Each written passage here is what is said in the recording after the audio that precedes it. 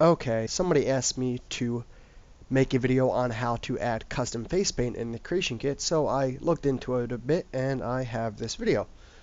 Just a quick note, you will need to, in order to test this, not in order to make the mod, but in order to test the mod, have modding enabled for Fallout 4, which just simply allows non-vanilla assets to be loaded. I expect most of you will have this done anyway. Now, if you plan on applying your face paint to an NPC in the creation kit, you will need to convert your plugin to a master, your .esp to a .esm. Something to keep in mind also is that it will show up, your NPC will show face paint in the render window and in the preview window, but when you go to test it in the game, your NPC won't have that face paint on them. It's just one of those strange idiosyncrasies of the creation kit. Now, what we'll be doing in this is editing a vanilla race, the human race. Because what we're doing is editing something that is vanilla, if you create a face paint mod and somebody else creates a face paint mod, they both edit the same thing. So whichever mod is lower in the load order will actually be in effect. In order to get these mods to work together, somebody will need to either create a custom patch or the user will have to create a bashed patch, which basically if two things edit the same vanilla type, it goes ahead and merges those edits so that they can be compatible and work together.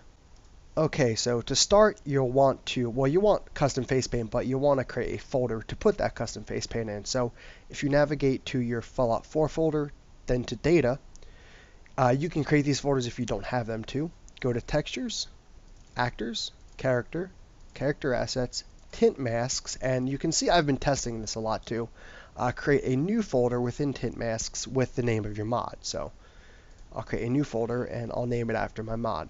So I'll call this BH face paint 01.esp because I'm using a biohazard face paint, so I've already created a mod or a folder called biohazard face paint, so I'm naming this one BH face paint 01. Now, your image for the face paint will need to be saved as a texture file, the DDS format, and it will need to be saved a certain way. So I'm just going to kind of go over that right now. First off, the image should have a black background, and the part that shows up as face paint should be white.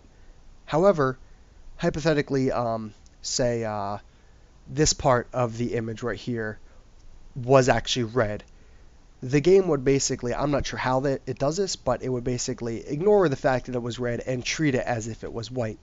And it would show up as just whichever color you set the face paint to in the game. However, if I were to take a part of this biohazard image and make like a third of it gray, it would show up as a lighter shade of the color you set it to in the game. You'll need your image resolution to be 1024 by 1024. Like I said, you'll need to save it as a DDS. There are plugins for GIMP and Photoshop, I believe. I don't think Photoshop can natively save as DDS. I know that GIMP can't. So I'll try to find them somewhere and link them. So I have my image as 1024 by 1024. I'm going to merge these two layers here and go to File, Export As. You can see here I have it set as .dds. And I named it fp_biohazard symbol. And I click export and it'll give me this window here. I want to make sure the compression is DXT1 and I want to make sure there are no bitmaps. And click OK. And it's saved. I could go ahead and take a look here. Here's my biohazard face paint symbol or texture. So with that done, I'm ready to move on to the creation kit. So all I've done is load up Fallout4.esm. So I'll go ahead and save the mod now. So I'll call it BH face paint 01, just like the folder I created. And now I'm ready to go ahead and add the face paint itself. So I'm going to go to character, expand that tab, go to race, find human race, double click it. And you can see here, we'll first go over to the tinting tab. It'll probably start you out at general data. And you'll need to be doing these steps for both male and female here. You can see I have these two options selectable on the top. So What you do for male, you have to do for female if you want a female character to have the face paint. So keep that in mind. So on the left here, you can see I have grime, face paint, browse, so on and so forth. We're going to be worrying about face paint. So face paint shows up as black. You want to highlight it, right click, new entry, and select paint for the form. Click OK, and it'll show up at the bottom here with no name. Don't worry about that yet. You want to go ahead and copy an already existing face paint.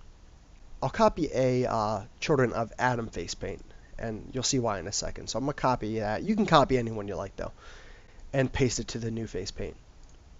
And give it your own name. I'll just call it Biohazard.